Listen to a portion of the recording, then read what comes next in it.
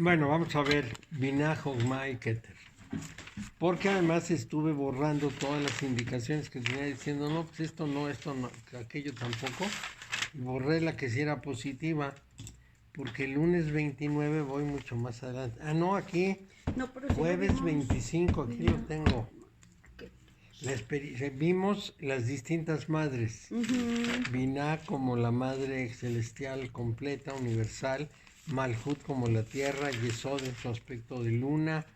La diosa Kali. Geburah en su lado femenino como Kali, como Durga. Netzach, Y Venus. Netzach como Venus. Sí, Eso es lo que vimos. hasta ahí se quedó. Muy bien, eso es lo que vimos, sí. Vamos, entonces sí lo anoté, nada más que nada me acordaba. Esto del banco que te dicen que ni siquiera te dicen cuánto dinero sacaste ni cuánto te quedó, nomás que hiciste una operación. Hay estos bancos que nos están tratando de forzar a que nos metamos al telefonito. Y voy a tener que comprarme un teléfono porque el mío ya se empezó a descomponer. Para que de ahí puedas hacerlo y que no se complique. Sí, mi teléfono no sirve para bancos, pero además yo lo usaba para muchos mensajitos y ahora los mensajes ya no funcionan. Y eso no lo compone nadie. No, porque es para que compres uno nuevo. Sí, pero mira, yo tuve un alumno allá en la escuela de música que fue a estudiar electrónica y otras cosas más y que daban unas clases en el centro de parte del gobierno para niños jovencitos. Él tenía unos 13 años, 14. Entonces fue al centro, iba todos los domingos o sábados, ya no sé, y le enseñaban, primero le enseñaron electricidad, luego electrónica, luego máquinas, etc. Bueno, yo dije, qué bueno que le están enseñando algo. Y habréis de saber que un día me regalaron un teléfono que era imposible de desclavar. Tenía su llave puesta y el teléfono estaba nuevo, pero sin capacidad de ninguna especie. Y entonces él me dijo, ¿me lo regala? Y dije, pues sí, pero fíjate que está así. ¿Tú crees que lo vas a poder abrir? Sí. 2 días después el teléfono ya lo tenía su mamá. Estoy seguro que si le dijera me compone el teléfono, pero bueno. Le quitó la clave. Era muy hábil. Un muchacho muy listo, muy inteligente, pero finalmente sí podía. Es que ya nace con otras Chip. habilidades. Sí, y lo que aprendió y las habilidades que tenía, ¡pum! Él se desesperaba mucho cuando íbamos sentados en la computadora, me estaba diciendo tal clave, tal cosa, tal combinación de teclas. Si control F5, shift y sale no sé qué. Sí, ¿Cómo sabes? bueno, pues lo saben. Solo Vamos a ello. Entonces, la experiencia espiritual de Binah es la visión de la pena, o sea, la visión del sufrimiento, como la madre de la forma que es. Porque la madre de la forma, pues vive con todas las limitaciones y problemas de la forma que normalmente termina en la muerte o en la destrucción. También es la madre de lo finito y de lo limitado, del determinismo, de causas y consecuencias, y entonces siempre con cualidades opuestas, vida y muerte, alegría y tristeza, amor y odio, orden y caos, todo lo que corresponde a la forma. La fuerza no tiene ese problema porque la fuerza simplemente se expande, pero la forma tiene todos los problemas de la manifestación. Entonces, Binah es la madre de todas esas consecuencias. Y eso es algo que tenemos que tener muy presente, porque en el último grado de reflexión sobre la vida y sobre los seres humanos, nos vamos a encontrar con que los problemas de los seres humanos, lo que verdaderamente los hace sufrir es la forma. No el contenido, sino la forma. Y entonces esa Binah es de una importancia, de una trascendencia enorme entre los seres humanos. Buenas tardes. Hola, buenas tardes. Hay que quitar eso para acá. Acá le ponemos eso. Gracias. Entonces, allí el problema es precisamente que esa madre de la forma se comporta de una manera verdaderamente terrible, porque nos trae siempre en el sufrimiento. casi diría yo que nos tortura. Pero bueno, el problema básico es precisamente que ese es lo que pudiéramos decir, su defectito o su maldición, porque siempre la veremos como tremenda. Pero todas esas contradicciones en la manifestación son de ella. Rara vez he encontrado a alguien que se queje del tema de la fuerza, generalmente por pérdida de fuerza. Pero que digan esa expansión, esa providencia enorme que suelta todo lo que tiene, me molesta, es muy raro. Lo que molesta muchísimo es low system resources may affect your audio quality. Bueno, some application to improve performance. Muy bien, ya me dio aquí una noticia de que esta máquina no es tan buena como la otra. Sí. Ya lo sabías. Ya lo sabía. Sí. Es como hoy que llevé mi lijadora, la llevé a un taller especializado Bosch, lo que es Bosch, que taller autorizado. Llegué y les dije, quiero que le cambien el cable porque el cable está hecho una miseria. Ah, el cable, sí. Entonces apareció una mujer que le cambien el cable. Le dije, sí, también tiene una cosa que me rompe las lijas, tengo que ponerle de las muy gruesas. Ah, bueno, vamos a revisarla porque de todas maneras, quién sabe qué, quién sabe cuántos. Muy bien. Pasan unos días, me hablan por teléfono. Fíjese que su máquina desgraciadamente ya no tiene repuestos, tiene unos muelles que como que le están fallando. Yo no le llevé porque me fallara, funcionaba perfecto. Entonces no se los podemos cambiar. Bueno, no me los cambio, ni modo, ¿no? Entonces úsela hasta que se le truene. Bueno, muy bien. Voy por ella hoy. Y les digo, ¿y el cable? Le dejaron el cable. ¿Cuál cable? Pues la traje a que le cambiaran el cable. Bueno, si quieres se lo ponemos, son 110 pesos más, ya me había cobrado 150. Qué bárbaro. Y les dije, no, me lo llevo así, quién sabe cómo me lo cambian. Si son tan disparatados. Ahorita me la das y yo mañana te lo traigo. No, yo le voy a hablar a la Bosch, le voy a escribir a la Bosch y le voy a decir todo eso, que no tiene las refacciones, que además me hicieron eso, otra cosa. y que es su representante, y que por favor me digan si tengo que mandarla a Alemania y quejarme en Alemania para que actúen bien. Y ya con eso Pero los equipos, ya cuando no hay refacciones, yo también tengo varios equipos que ahí yo tengo que estarle combinando porque ya no hay refacciones. siempre hay maestros que te hacen la piececita, Pues por hombre. eso te digo que me lo llevo y le digo a mi maestro que me... ¿Qué te la Y la hace perfecto. ¿Quién sabe qué son los muelles o Por quién eso sabe? te digo que me la das y yo Que te lo llevo a estaban uno que gastados. conozco, que es bueno para eso. Hábil. Sí, muy hábil. Eso es lo importante. Que se resuelve. Pues es que así somos los mexicanos, resolvemos las cosas con los maestritos, que la refacción original que viene de Alemania, no hombre, qué va. Qué tonterías esas. Bueno, entonces estamos en la madre de la forma y ahí está un ejemplo claro. Y sufres porque no la arreglaron. Pues claro, porque finalmente yo tenía que usarla y resulta que la dejaron mal. O más bien la dejaron como estaba y me cobraron 150 pesos. Y la vuelta.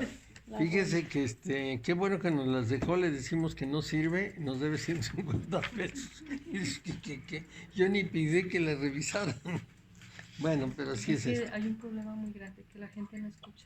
No escucho. Uno pide algo y no sé qué, no escucha. Es No que yo te escucha. pedí esto. Sí, No, que no sé qué, no escucha. Ah, la no, es gente. un mundo. no Es escuchan. un problema. Sí. Están en un mundo ahí por ahí. Bueno, entonces estamos en todas las limitaciones que genera vida. Entonces, finalmente tiene su lado de fuente de esperanza en la vida, pero también tiene su lado muy negativo. Entonces, precisamente que tengo que andar buscando por qué quiero vivir. Y en este terreno hay muchas preguntas, y unas preguntas que no tienen una respuesta muy clara. Yo entiendo que un ser humano quiera prolongar su vida porque con su vida hace ciertas cosas que le son muy gratas. Entiendo que le gustaría renacer o reencarnar o resucitar precisamente porque le gusta hacer cosas. Es decir, esa capacidad de moverse, de actuar, etcétera, le gusta. Y entonces se reproduce porque piensa o siente o considera que eso vale la pena porque va a dar lugar a otros seres que tengan esa misma opción. Una planta, ¿para qué se reproduce?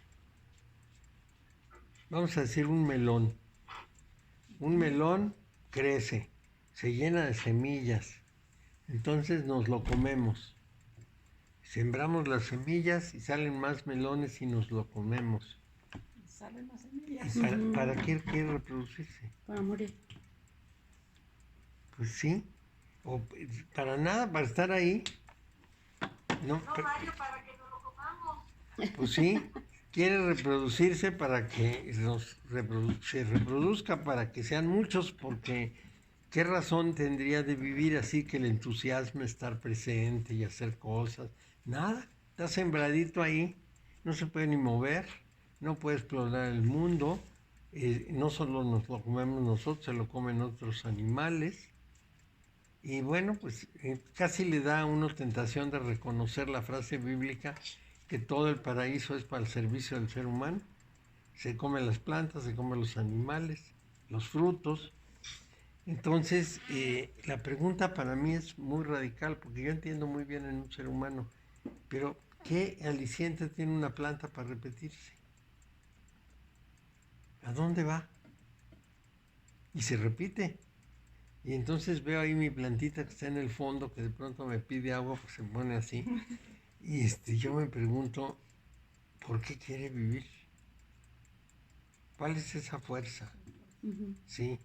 ¿Qué es lo que obtiene, Mario, pues? Sí, ¿no se supone que porque es un paso para evolucionar a la siguiente etapa nivel? pero ella no tiene conciencia. Si tuviera la conciencia de que va a dar ese paso, yo lo entendería. Me voy a apurar mucho para convertirme en animal y luego me voy a apurar mucho para convertirme en humano, pero no tienen esa conciencia. O al A lo menos mejor inconscientemente. aparentan no tenerla, porque sí sienten, pero me parece un poco raro, pues. A lo mejor les resulta maravilloso estar vivas y estar gozando del sol y de la lluvia, pero me cuesta mucho trabajo encontrar la motivación de la planta. Bueno, entonces, eso es qué razón tengo para vivir, es el tema de vida. ¿Para qué vivo? Y una de las tareas más difíciles que tengo yo con la gente a la que atiendo es justamente cuando les planteo el problema. ¿Cuál es tu expectativa de aquí a 10 años? ¿Quién quisiera ser de aquí a 10 años? Y parece que es una pregunta, bueno, así como arrasadora. Se quedan en el aire, así como sin saber qué decir, sin entender qué le estoy preguntando, para qué le estoy preguntando, cuál es el propósito de ahí a 10 años. Pues, ¿cómo? ¿Qué? ¿Y de aquí a 10 años? Sí, sí. ¿Cuál es tu plan? ¿En quién te quieres convertir en estos próximos 10 años? No saben. ¿Por qué, Mario? ¿Nos volvemos autómatas? Pues porque no tenemos plan. La vida nos sucede. Ese es un problema gravísimo. En vez de que nosotros dirijamos la vida nos sucede. Y eso no puede ser, no debe ser. ¿Cómo va a ser que la vida te vaya aconteciendo y tú nomás te vas adaptando? Es una pasividad enfermiza. Ese es un problema muy serio. Y claro, si una gente no tiene una razón para vivir, pues obviamente se puede deprimir, se puede sentir mal y puede tratar de, pues más o menos distraerse, ¿no? Ir disimulando la vida para que no se le plantee el problema de qué sentido tiene. Pero en última instancia su vida está transcurriendo sin sentido. No vas a ver qué pasa. Y según lo que pase, yo reacciono o no reacciono. Pero a ver, por ejemplo, ahí, pues también es una, bueno, desde mi punto de vista, también es muy cómodo, ¿no? Pues sí. No hago nada y si pasa, pasa, y si no pasa, pues no pasa, y pues ahí la vamos viendo. Claro, pero entonces, Estoy fluyendo con el universo, pues como en la planta. como la planta. Pues y ya, la planta nada más su razón es ser, ser y ya. Pues porque sí. toda su información genética se origina de la semilla y Pues sí. al ella reproducirse origina más semillas que siguen siendo, o sea, Bueno, hubo un autor que lo llamaba el gen egoísta. Sí, este autor, Dawkins, decía una cosa muy interesante. Decía, lo que realmente determina nuestro comportamiento son los genes. Ese es el resorte o el motor de la vida. Esos genes lo que quieren es reproducirse como dé lugar y mantenerse. Entonces nosotros, obedeciéndolos, buscamos reproducirnos y mantener la especie humana. Y son muy egoístas. Y decía, todo el aparato de un cuerpo humano está formado para que los genes se puedan defender muy bien y sobrevivan.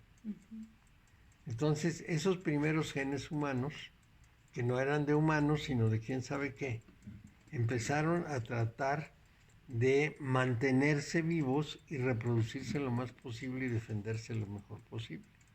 Y esos genes en los seres humanos lograron lo que pudiéramos llamar su máxima expresión, porque lo que hicieron fue un ser capaz de moverse en el mundo con una gran autoridad y capacidad. O sea, esos genes egoístas hicieron al Frankenstein más eficiente de la naturaleza. Por eso algunas personas dicen que nosotros somos la peor pandemia del globo terráqueo, porque acabamos con todo. Decimos, es que ese bichito me mató, nosotros matamos a 50,000 por cada uno. Matamos de todo, matamos seres microscópicos y seres chiquititos como hormigas, cucarachas, etc.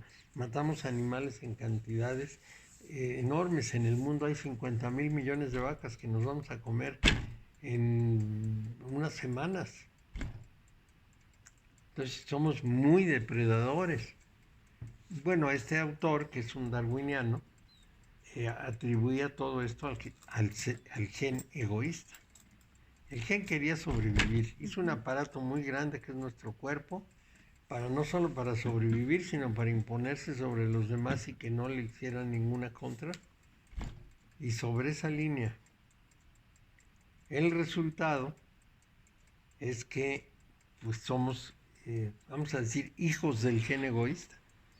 Él es el que en última instancia ha determinado la condición de dominio por parte del ser humano del medio ambiente. Aparte también es hedonista. Es hedonista, sí. Sí. Ese gen quiere que las cosas estén ahí y sobrevivan. Y que no haya nada que se le oponga o que lo limite o que le quite oportunidades, nada. Todo lo que sea que esté enfrente tiene que destruirse y ha trabajado muy bien para dotar al ser humano de una capacidad de defensa realmente increíble. A veces, frente a un bichejo como el coronavirus, pues el ser humano parece indefenso, pero finalmente hay algunos que fueron asintomáticos que se van a reproducir y van a tener hijos asintomáticos. Ya en León nació un niño con defensas contra la COVID. Entonces, bueno, vamos a decir que el gen funciona muy bien. A él no le importa si se mueren 40 millones o 7,000 millones, con que sobrevivan lo suficiente para seguir adelante. De hecho, muchos así pensamos que se mueran para tener mayor recursos. Es de ese tamaño nuestro egoísmo. Y sí, y lo que estamos suponiendo, por lo que he leído, es que la vacuna genere una especie de autoinmunización, que cuando reaparezca la COVID se lleve a todos los vacunados. Yo por lo pronto no me voy a vacunar ni de broma. no, yo tampoco. No, hombre, ¿qué va? Y aparte es una vacuna de RNA. Sí. Casi no te oímos. Es que estoy en una computadora vieja porque Paco ayer estuvo trabajando con la mía y la dejó inutilizada. Entonces tiene que venir a componerla y tengo una computadora vieja con mucho menos poder. Voy a tratar de hablar muy fuerte para...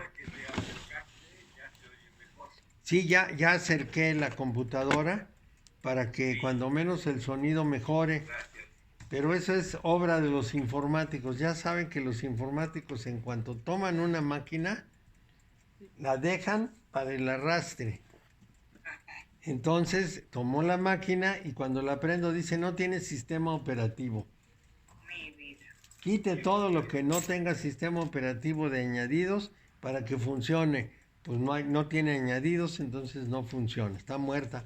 Yo supongo que esta noche la va a componer. Pero es propio de informáticos, conozco a varios que hacen lo mismo y dicen, no, es muy sencillo. Y luego se pasan hora y media componiéndola, pero bueno. Sí, Sí, es típico. Carlos, mi hermano una vez agarró un reloj y lo hizo trabajar al revés. Tú dijiste la vez pasada que Binah es la madre Binah y la madre Binah representa Ya digo por a qué tu llorábamos. Hola. a todas estas deidades y tú es la trimultitud. Sí, Estaba pensando que porque Kali es la madre del tiempo. sí, Entonces estaba pensando entonces si Binah es la madre del tiempo, pues no hay mucho que hacer, Mario, porque pues el tiempo está en sus manos y los seres humanos no podemos hacer absolutamente nada con eso, Mario. nada. Estamos a su merced. Ese es el problema. Por eso se le llama la visión de la pena. O sea, la visión de una vida condenada a poner trampas sobre las circunstancias de un estrecho círculo de cosas. Entonces estamos siempre como en la periferia y nunca llegamos al centro. No llegamos a la esencia. Esa es la parte difícil de Binah. Mario, es como cuando hay un remolino, ¿verdad? Que todo lo va tirando hacia la periferia, lo va tirando a la periferia. Así es. Estamos los seres humanos. Nunca llegamos Al centro. al centro del remolino. Así es, eso es lo que pasa con Binah, como si en ese círculo siempre tuviéramos que estar en la periferia. Y entonces nosotros pudiéramos ver, como muchos autores, la creación como un truco maligno. Ese es, el otro día comentaba que César Vallejo, el poeta peruano, le decía a Dios, si hubieras, ¿cómo decía? Algo así como si hubieras sabido ser hombre, hubieras sabido lo que es hubieras podido saber lo que es ser Dios, porque lo condenaba de arbitrario, ¿no?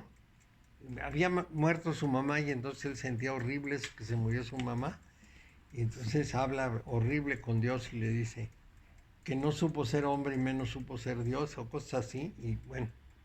Pero esto es una, digamos, una acusación a Binah, a la cara Binah, a la cara de la forma, porque toda forma está sujeta a las leyes de la forma, a ser creada y a ser destruida. Y esa es la parte más grave.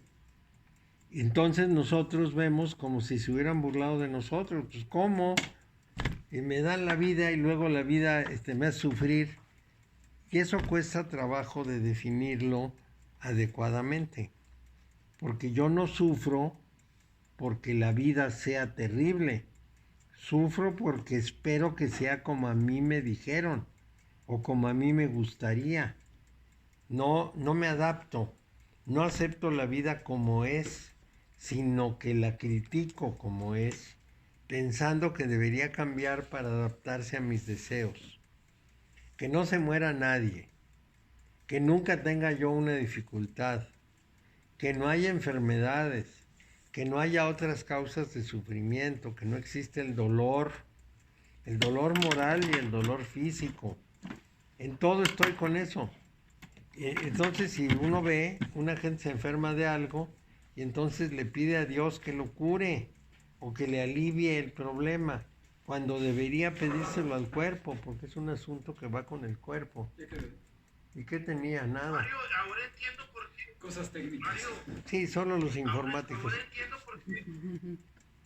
entiendo por qué los judíos hacen la Shema todas las mañanas. Aruja toda Adonai Eloheinu melech haolam, pidiéndole pidiéndole a él su bendición, porque todos los días es un nuevo desafío, man. Todos los días, claro. Pero es un... apagada. Pero es un desafío porque pasa una cosa muy importante. Nosotros esperaríamos otra cosa.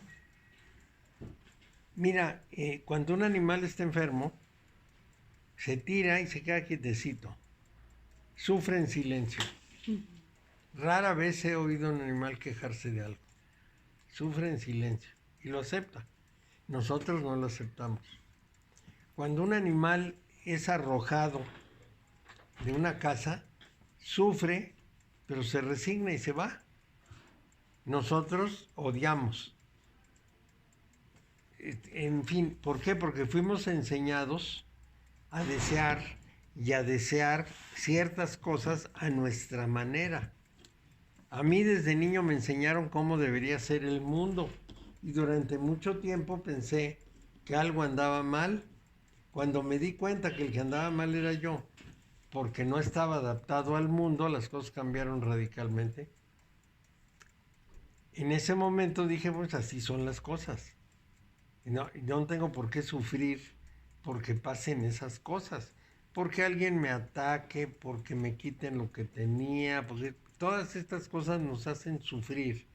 Porque aprendimos que debían ser de otra manera.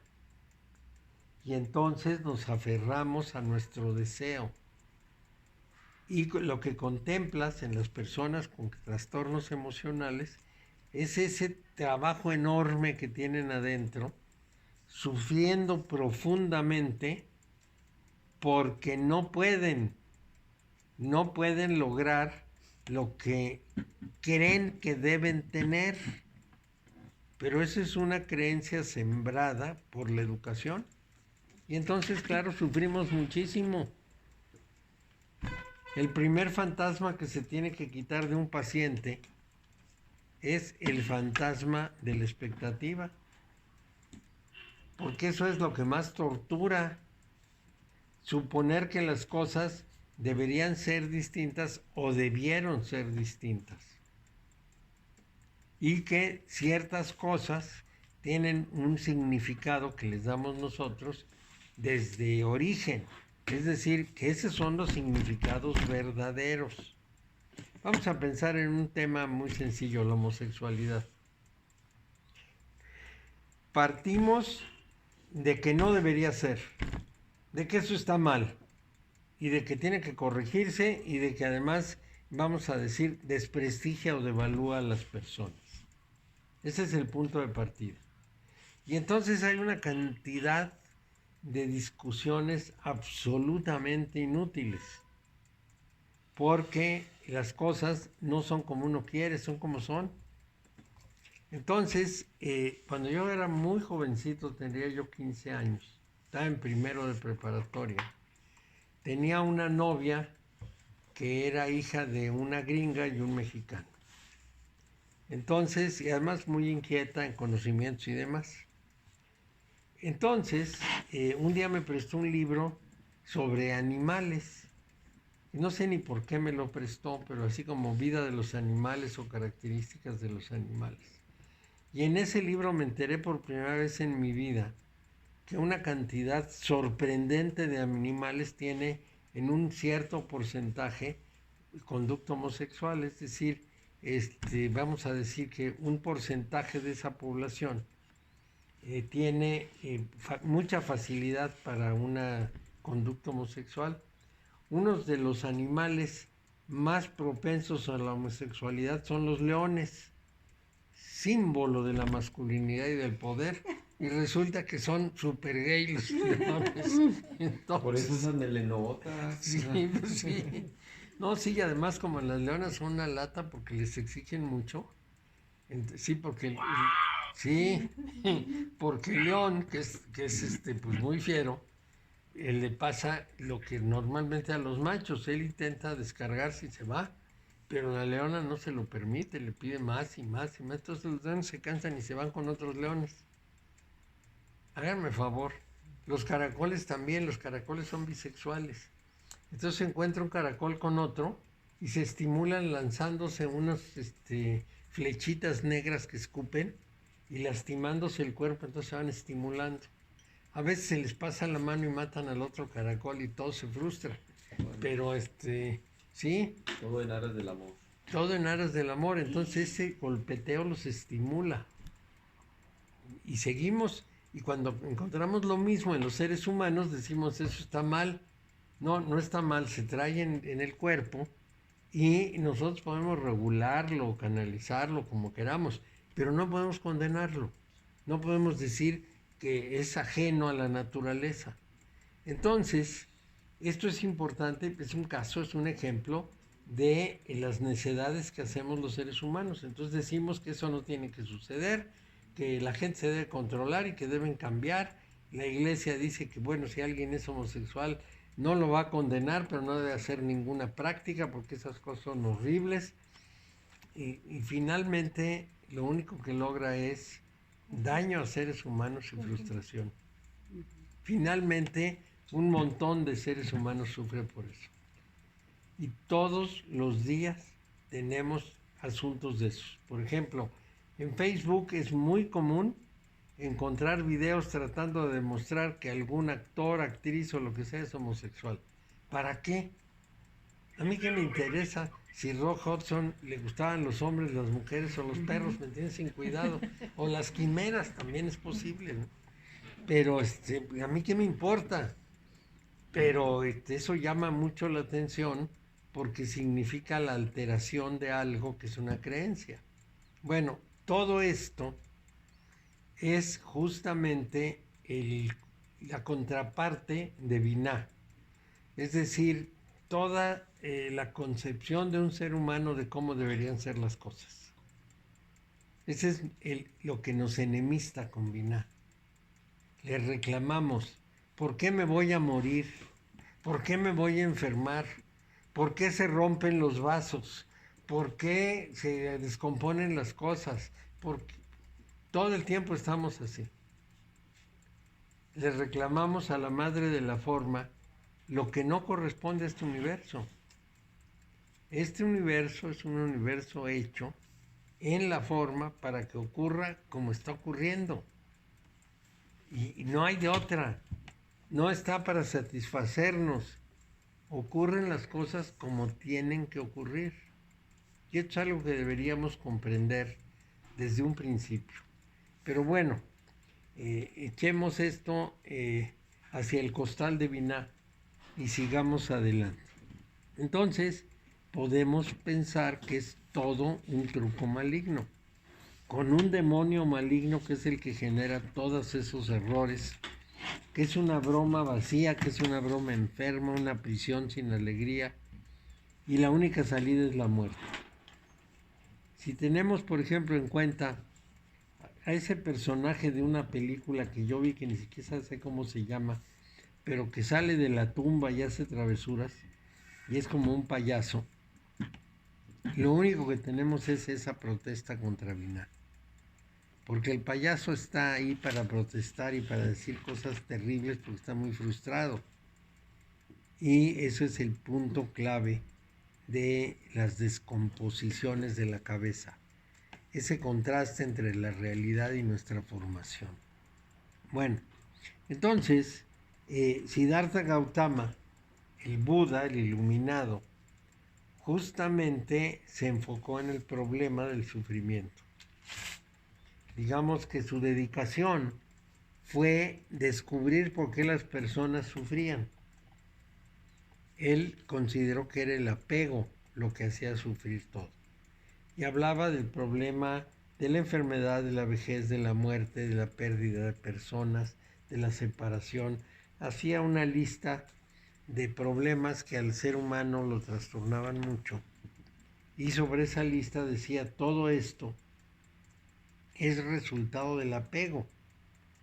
Y esa palabra apego requiere su traducción. Y la traducción es resultado de esperar que las cosas se comporten y sean como nosotros queremos. Aunque como queramos sea equivocado, queremos que suceda así. Y entonces las personas, yo diría que sufren gratuitamente, pero eso tiene que ver con la infamia que hacemos sobre los niños, porque todos esos problemas se generan desde la infancia. Es decir, a los niños les hacemos creer ciertas cosas que cuando crecen y son adultos siguen creyendo. Entonces se dejan llevar por esos impulsos y finalmente se frustran en la mayor parte de los casos. Yo diría que lo que llamamos personas normales, las que no van con el terapeuta, son personas que se han adaptado de manera más o menos razonable. Han aceptado que el mundo sea como es. Y las personas que buscan ayuda psicológica es porque no se han podido adaptar. No han podido o aceptar las cosas como son calladamente o revisar su visión y cambiarla, que es lo más importante. Bueno, todo el esfuerzo hermético va encaminado a dos fines. El primer fin es encontrar el mecanismo del mundo, es decir, por qué opera el mundo como opera. Ese es el primer fin. Y esto es importantísimo, porque ese conocimiento nos va a ayudar a una cosa, a la siguiente cosa. ¿Por qué a mí me suceden las cosas que me suceden? ¿Y cómo debo tomarlas? Por ejemplo, yo no puedo volar como un pájaro. Entonces me tengo que resignar. Podría pasarme el día entero llorando diciendo, es que no puedo volar como un pájaro, eso es terrible, es gravísimo, no puedo volar. Y sufrir y decir que me faltan las alas y que es una injusticia y que si los pájaros tienen alas, ¿por qué yo no? Pero pues, cualquiera que lo vea dice, es una pretensión absolutamente irreal, pues es un ser humano y no tiene alas.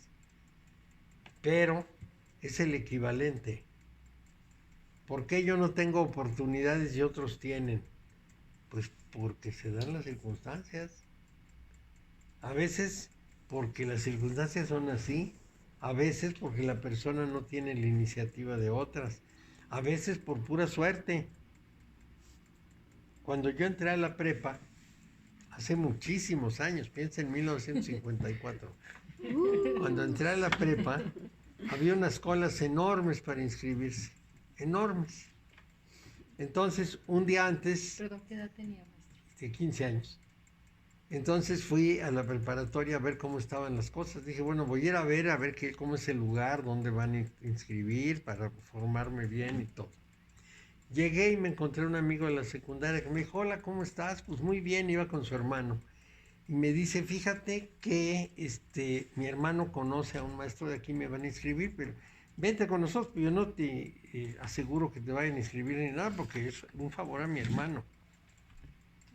Bueno, dije, está bien, te acompaño, pues ¿qué más me da? Así me entero. Ahí voy y lo inscriben y el que lo inscribió voltea a verme a mí y me dice, ¿y tú? ¿Tú que vienes acompañando? Que no, yo vine a ver cómo va a ser mañana. ¿Traes tus papeles? Sí. Ah, pues pásamelos, de una vez te inscribo. Eso es suerte. Claro, claro. Pues nada más, no resolví nada, no puse nada de mi parte, más que si quieren dejarme llevar, pero es suerte. Vale, Sí. una pregunta. La otra vez escuché a un editorialista que hablaba que la alta magia que está muy acompañada de la suerte. ¿Es así o No. es alejado? No, la alta magia es una operación perfectamente consciente y requiere de muchísima capacitación para ejercerla. La suerte no tiene nada que ver. Nadie dice las circunstancias. Es circunstancial. Las circunstancias No, puede no sé. ser. Circunstancial, perdón, es la palabra. Eso sí, porque resulta que no siempre el ambiente está favorable a una operación mágica. No siempre, se requiere ciertos días en ciertas condiciones, con cierta situación general del universo y de la Tierra, etcétera, sí. El Se medio- adapta a las circunstancias. El medio ambiente se influye. Pues sí, influye, bueno, vamos a hablar desde el punto de vista de los magos. Influye la capacidad de las personas que están presentes. Influye la posición de los planetas. Influye la calidad del lugar en donde se está. Porque los lugares tienen que trabajarse. Cuando yo llegué a este departamento, había sido primero de unos modelos y luego de un profesor de Kung Fu. Entonces tenía una vibra, pero verdaderamente grave. Pasó un año antes de que yo pudiera abrir este local. Un año pagué de renta para irlo hasta emperando y haciendo apropiado, porque estaba muy vibrante. Porque si el Kung Fu lo hubieran tomado en su verdadera realidad, ese maestro de Kung Fu debería haber estabilizado este lugar. Pero lo toman como un arte de ataque, como un arte marcial violenta, entonces contaminan el ambiente. Y desde luego las modelos lo tenían contaminadísimo. Por eso tiene 3 regaderas.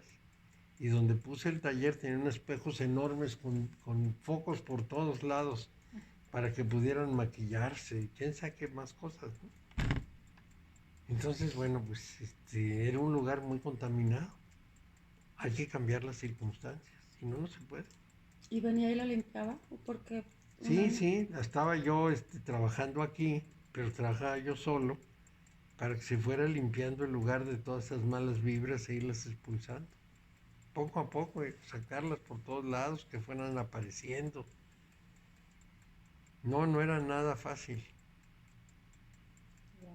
Y uno anda en la vida caminando y entrando a lugares que quién sabe qué tengan. Pues sí, eso es lo que pasa. Y los lugares tienen que trabajarse y tienen que expulsarse esas malas vibras, pues es que se queda plasmado todo. La energía. Sí, es como si se grabaran discos. Entonces hay que rayar todos los discos grabados, pues también pesado. Mientras más grande es el lugar, más difícil.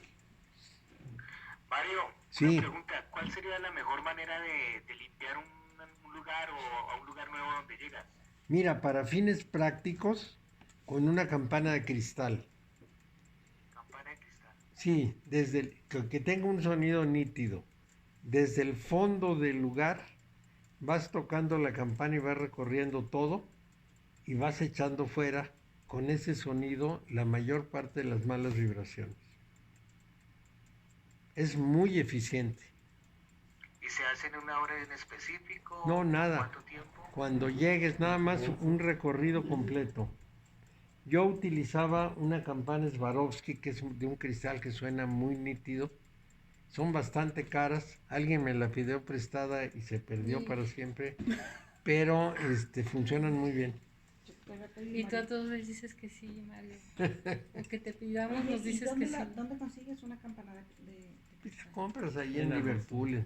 Pero pues, mira, a mí me costó como 1,300 o 400 pesos hace Es que 20 todas años. las campanas suenan diferente. Hay unas que suenan nítido. Ese cristal fino que hace un sonido. A ver, tócala. No, ni suena. Eso no. Sí, suena normal como cualquier campana. No, ese sonido está contaminado. Como tus copas que las haces. Ándale, ¿No será que no las hace sonar? Puede ser. con una copa de cristal. Pero de No, cristal. es un sonido opaco. Tiene que ser un sonido muy vibrante. ¿Y por qué contaminado el sonido? ¿Por qué? Porque puede tener metales que hacen más. Sí, metales que hacen más duro. Si el metal no está perfectamente organizado en sus moléculas, va a tener un ruido malo. Y Me la traje de Japón, como tú dices, cara. sí, Carísima. Carísima de París. no suena bien. Suena normal como una de aquí. Suena normal, De sí. cobre. No, son unas campanitas que, como las copas finas que las tocas y te dejan vibrando el sonido.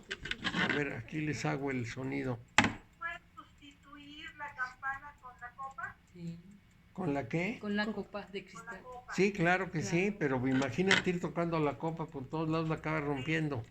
Y no se dice ningún mantra ni nada. Nada, el sonido reorganiza todo.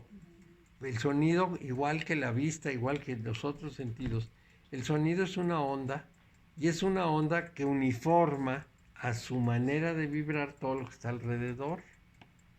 Es decir, se va comiendo toda la vibración distinta y la va eliminando, va limpiando. Ese es el sentido de la campanita. ¿El cuarzo, Mario, puede también ser? El cuarzo, pues el cuarzo absorbe. El cuenco que es de cuarzo.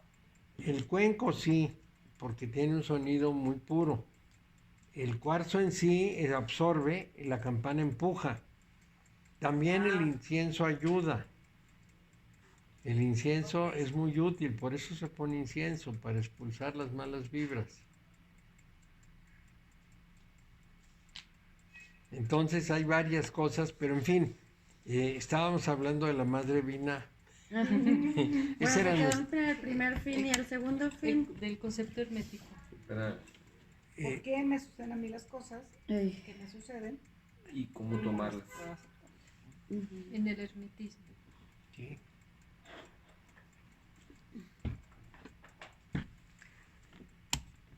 Ya está apagándose esto.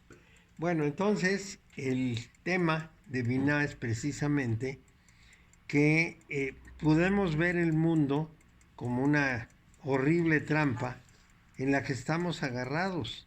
Por ejemplo, Tolstoy, por ejemplo, como en un caso, graba una terrible y constante experiencia, habla de una constante experiencia psíquica que contiene muchos de los elementos asociados con lo peor de Binah.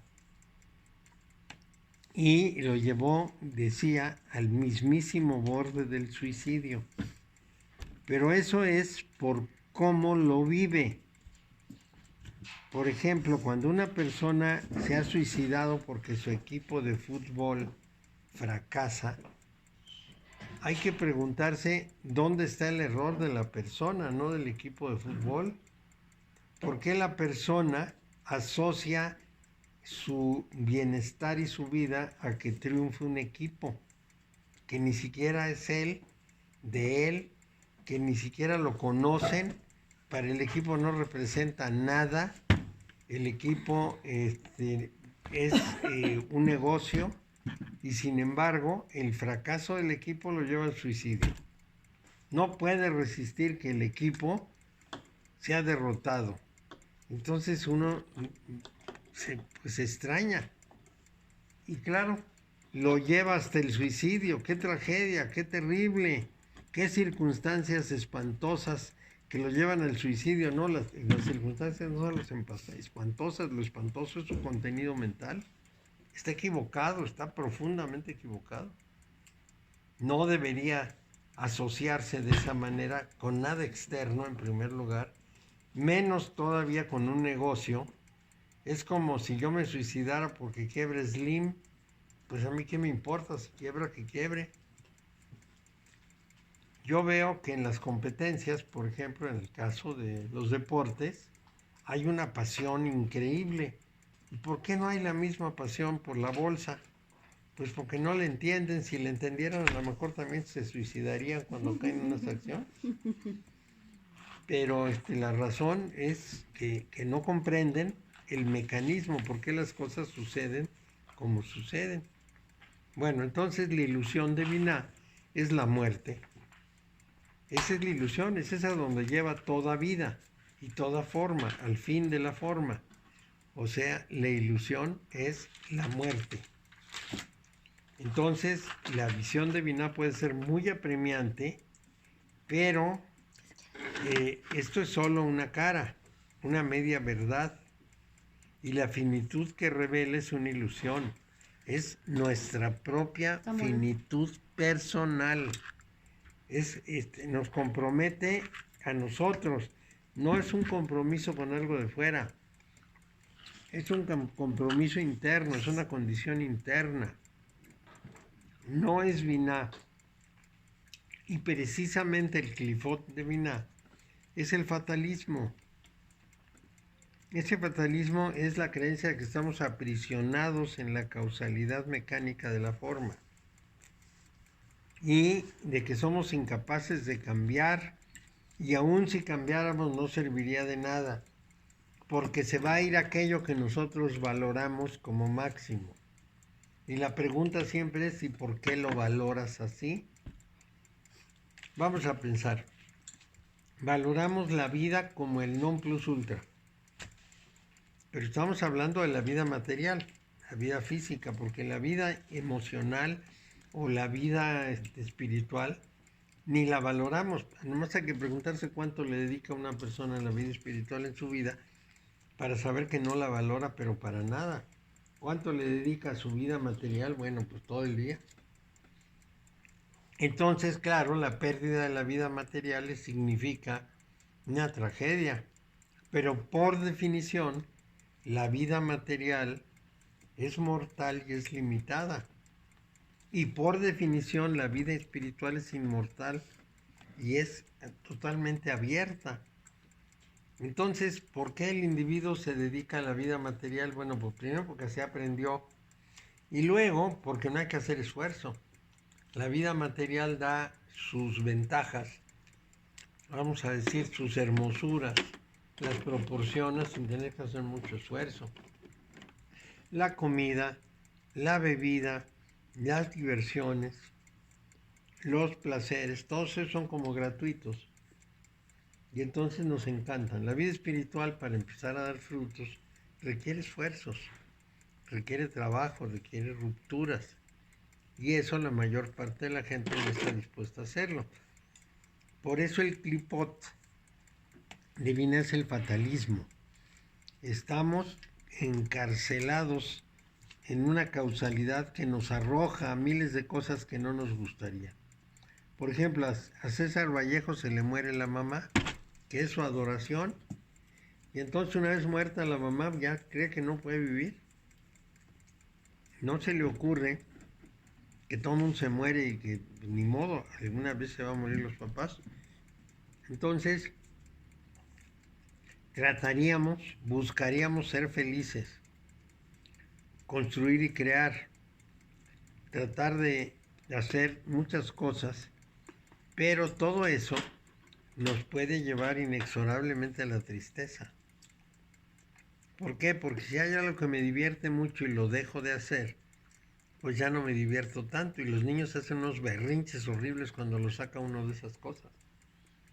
Basta llevar a un niño chiquito a jugar en la arena y cuando lo sacas llora. No quiere perder el placer que está teniendo. Igual, cuando una persona sabe que va a morir, se puede echar a llorar. Mi experiencia en la clínica de cáncer de mama fue siempre la misma. Es decir, una mujer llegaba con una duda, le hacían una serie de análisis, regresaba con los análisis, el doctor le decía: tiene usted cáncer, vamos a iniciar el tratamiento, y se echaban a llorar. No decían: bueno, pues vamos a resolverlo, o si ya no tiene remedio voy a arreglar las cosas. No, se echaban a llorar. Entonces, claro, el médico me las mandaba a mí para que yo aguantara el llanto. Y mi trabajo era mostrarles qué les podía pasar, cuáles eran los riesgos, cuáles eran las certezas, todo lo que la medicina ha avanzado. Pero claro, llega una señora y dice: es que el doctor me acaba de decir que tengo cáncer grado 3. Bueno, pues ya. El grado 3 es casi acabarse. A despedirse de tus seres. Pues sí. Cuando te dije estoy en el nivel 1, pues eso, ya sabes, se va a curar. Usted sígale, póngale ganas y ya, pero una persona del 3, pues está ya al borde, y la del 4, bueno, ya está muriendo. Sin embargo, ahí, en esa fundación de cáncer, conocí a una mujer que ya le habían quitado una pierna y andaba en una silla de ruedas, pero muy optimista, muy dispuesta. sigue viva. A pesar de lo grave que fue, sigue viva. Entonces, esa es una diferencia muy importante. No cayó en la trampa de Binar. Entonces es como comprender lo que nos pasa, aceptarlo y a lo que sigue. Claro, claro, que llega una mujer y me dice, mi marido me engaña. Pues muy bien, ¿qué va a hacer? Lo toma o lo deja. Acepta que le engañe, más o menos disimula o quiere terminar, se acabó. Pero es que tantos años, no. Ya, eso ya pasó. Ya no tiene remedio. Tiene que tomar Ya una está. decisión. Es un hecho de la realidad, ocurre muy seguido y hay que tomar una actitud, la que sea, pero hay que tomarla y sin rencores y sin dificultades. Pero ¿cómo me hizo eso? Y entonces la respuesta es, ¿qué le habrá hecho usted? Porque esa es la otra cara, ¿no? Es decir, la persona a la que dejan se siente una víctima terrible, pero no nos cuenta cómo se comporta. ¿Cómo se comportó? O se comportó, ¿sí? O si se va a seguir comportando. O porque el motivo de elección de esa persona, que también.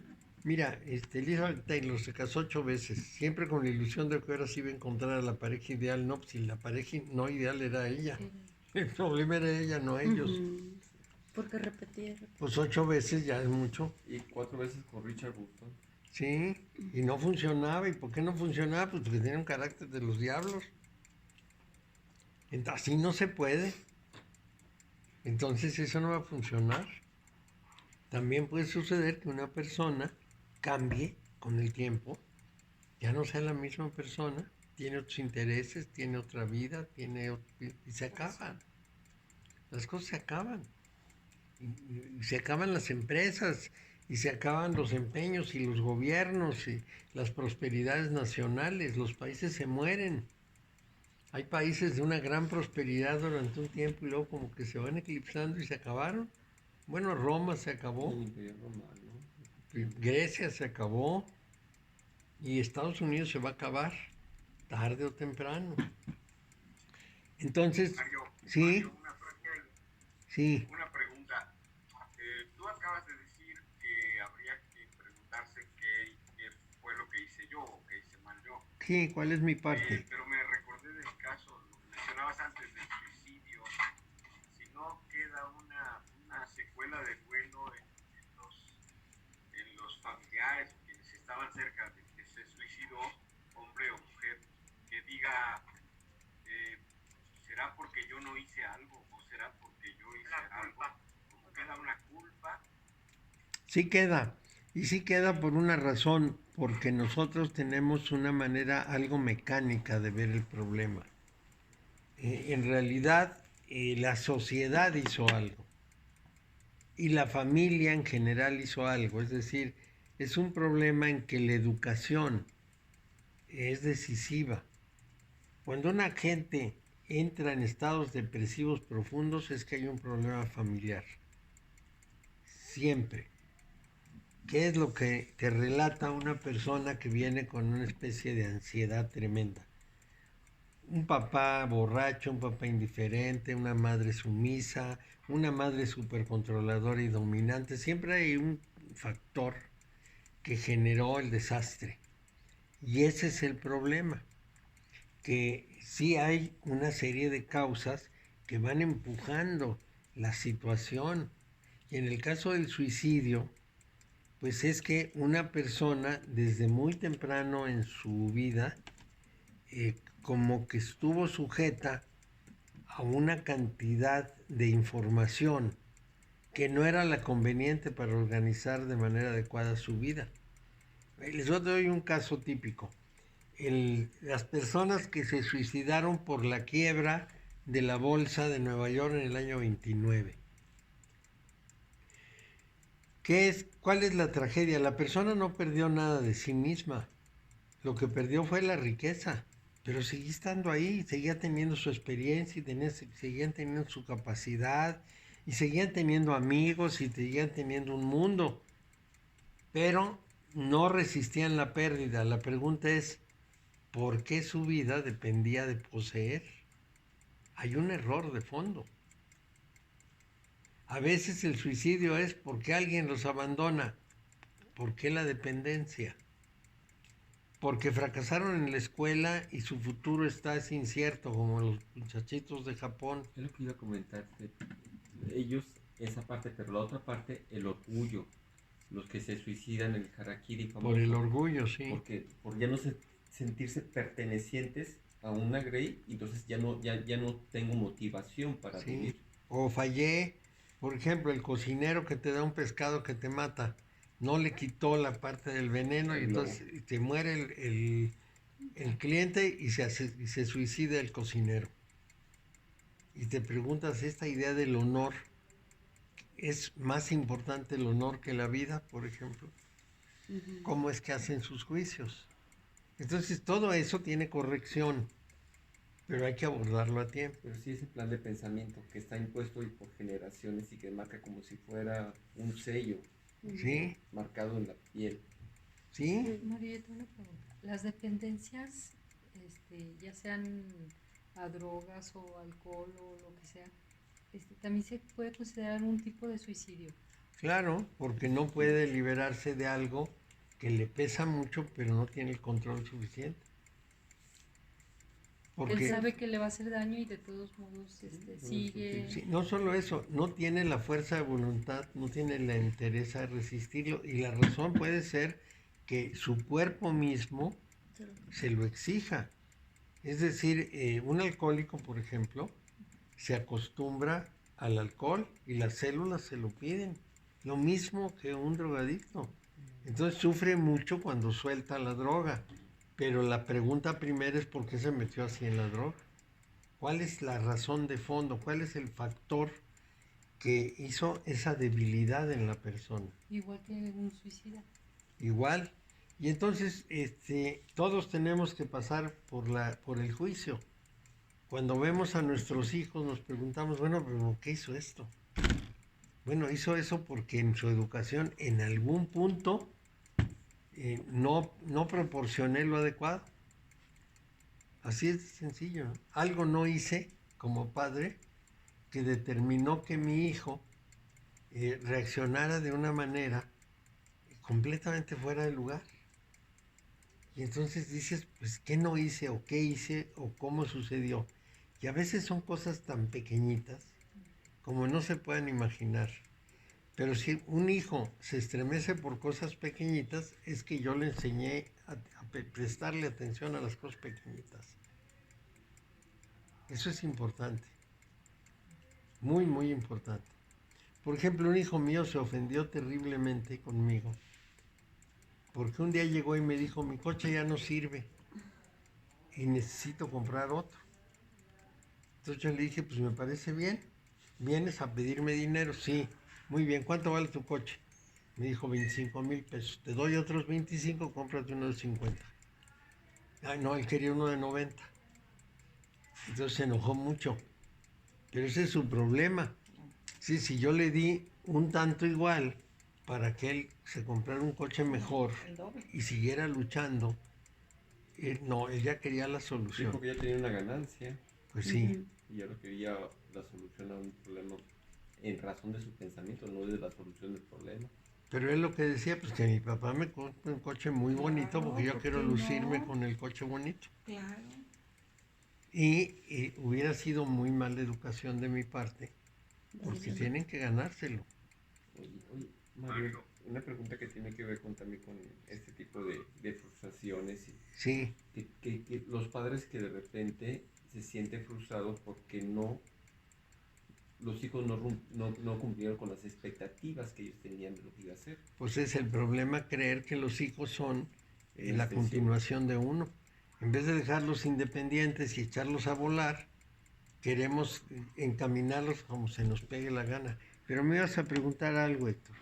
Perdón, es que me hiciste recordar algo que pareciera mecánico, pero creo que tiene sentido. Una vez me dijo el director del Instituto de Química que necesitaba un microscopio electrónico nuevo.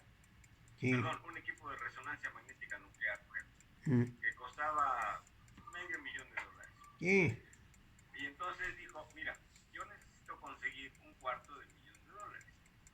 porque si yo llego a ver al rector y le digo, necesito un equipo de resonancia magnética nuclear, me va a preguntar cuánto cuesta y yo le voy a decir $500,000. Me dijo, no, no tengo $500,000. Ah, pero si yo llevo $250,000, si me dice, ah, ¿tú tienes? ¿Cuánto tienes? Ah, pues te pongo lo que te falta y ya son arreglado. Claro. Pero tienes razón que si llegas con las manos vacías y no hiciste un esfuerzo previo, en la medida que sea, que digas, mira, no traigo todo, pero traigo una parte. Pues sí. Bueno, pues te completo. Pero tienes razón que bueno, es como un juego ahí muy equilibrado. Y uno siente culpa y dice, pobre de mi hijo, le voy a comprar el mejor coche para que pueda lucirse. No, le tengo que enseñar a trabajar. Claro. Es importantísimo. Y claro, va a decir horrores de pi. No me importa que diga horrores, pero aprende. Sí, ni modo. Y eso cuesta trabajo. A veces el comportamiento de los padres también afecta mucho a los hijos. Y nosotros ni siquiera nos damos cuenta de alguna cosa que pase de esa manera. Un día mi hijo Rodrigo, el más grande, me llamó por teléfono y lo atendí muy rápido y me dijo, papá, es que cuando te llamo o no estás o estás ocupado, entonces ¿cuándo puedo verte? Y tenía razón, los hijos tienen que poder ver a los papás. A partir de ahí fui víctima de un abuso distinto, porque empecé a recibir siempre cualquier llamada de mis hijos y entonces las mamás me hablaban del teléfono de los hijos para que contestara. Sí, va a contestar a fuerza. Sí, claro. Y todavía me pasa. Me hablan del teléfono de las hijas y entonces yo contesto inmediatamente. Claro. Caíste en la trampa. Caí en la trampa. Pero hay que juzgarlo. No hay por qué torturarse con Binah. Toda la lección es, no hay que torturarse con Binah. Hay que ser más listos que eso y manejar la situación. La vida es temporal. La vida está llena de tropiezos posibles porque somos seres físicos, de limitaciones porque no hay de todo el tiempo. Entonces, si uno se acomoda eso bien, saca mucho provecho y está muy tranquilo. Si no se acomoda bien, se va a meter en conflictos horrendos para conseguir cosas que quizá no son para nada necesarias.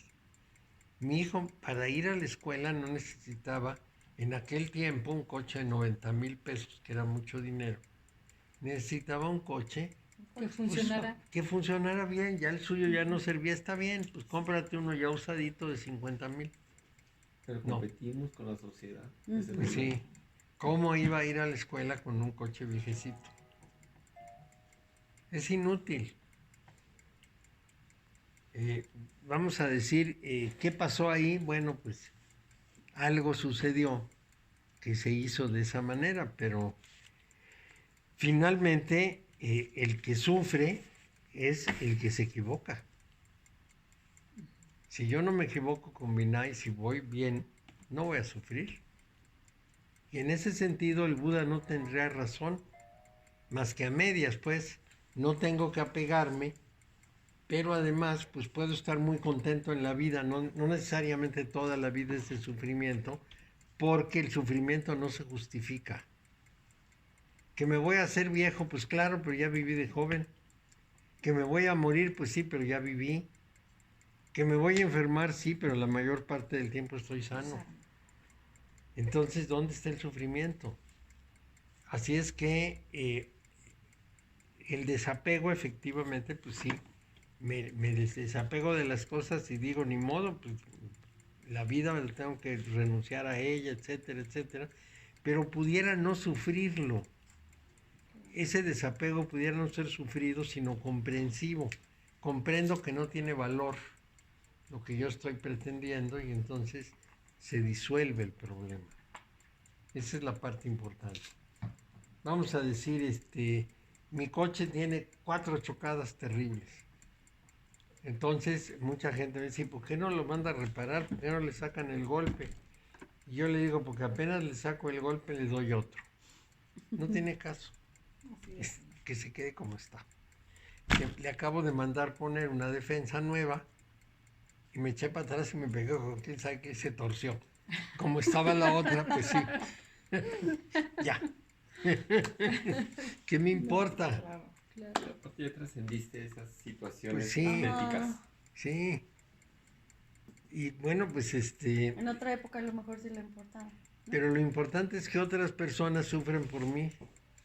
¿Por qué no lo reparas? ¿Por qué no lo cambias? ¿Por qué no lo pintas? ¿Por qué no le haces? El mundo de los Porque porqués. es que el juez más terrible es el juicio sobre nosotros mismos. Sí. Y enjuiciamos en razón del juicio que tenemos sobre nosotros y pensando que es nuestra verdad la que tiene que imperar. Claro, y mi respuesta siempre es la misma. Solo quiero para que me lleve a cualquier lado. No me interesa nada más. Con que me lleve, con que el motor funcione bien y lo cuide yo y el coche en general me transporte, me da igual si se ve bonito, se ve feo, se ve viejo, se ve nuevo, me lleva. Es un clásico, Mario. Ese es el punto. Es un clásico. Tienes un clásico ahí. Sí, claro. Y además los golpes hay que sacarlos porque ya las defensas, las salpicaderas las hacen de pipiripavo y estas sí son sólidas. Entonces nada de cambiarlas, repararlas. Yo con los maestros, ¿se las cambiamos? No me cambian nada. ¿Están baratas? No. Por eso. ¿Usted puede repararlas, sí o no? Sí, pues repárelas. Ya se acabó. Bueno, entonces, ¿cuál es el vicio de Vina? La avaricia. La avaricia entendida en un sentido muy amplio. La avaricia entendida como el deseo de absorber lo que sea, personas, cosas, prestigios, imágenes, lo que se les ocurra. Es terrible la avaricia, porque finalmente es el deseo de la forma. Entonces, la avaricia nos lleva, nos arrastra a sufrir porque no tenemos, o porque no tenemos más, o porque no tenemos y poseemos. Bueno, finalmente nos arrastra. Es un sufrimiento constante a la carencia, a la no satisfacción. Claro, la forma es solo la mitad de la ecuación de la vida, porque es fuerza y forma. El cambio, la transformación es la otra mitad. Entonces, yo no puedo cambiar el mundo, pero puedo cambiar yo. ¿Cuál es la virtud divina? Es la virtud del silencio. Más allá de la forma no hay conceptos, ideas, abstracciones y palabras. Y si yo intento preservar la forma como dé lugar, lo que estoy haciendo es viviendo con la muerte. En un libro muy bonito de Erich Fromm que se llama El corazón del hombre, empieza diciendo eso de una manera muy clara. Dice, la vida es flexible, como los bebés. La vida es blanda, la muerte es rígida. Toda rigidez es una compañía de la muerte. Toda rigidez, si las cosas tienen que ser absolutamente rígidas, estamos en el mundo de la muerte. Todas las dictaduras son rígidas. Y claro, cuando el general franquista llegó a la Universidad de Salamanca, donde Miguel de Unamuno era el rector, pegó un grito, ¡viva la muerte! Es terrible, pero es la rigidez de la dictadura, ¡viva la muerte! Pues de esas maneras no se llega a ningún lado.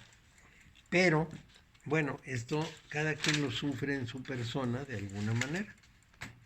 A pesar de que dictadores como Franco fueron dictadores hasta morir, su vida no fue un lecho de rosas, ni mucho menos. Una persona así de rígida no puede. Y murió muy enfermo.